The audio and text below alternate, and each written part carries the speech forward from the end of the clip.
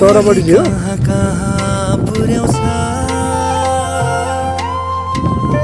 ए आजको भ्यू त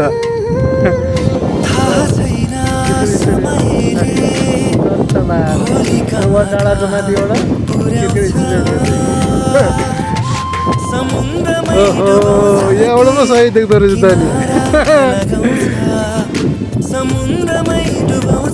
cricket stadium आज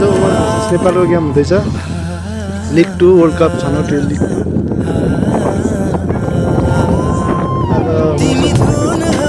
2 बस हजुर टियुको मैदान थियो पुरा क्रिकेट छ नि म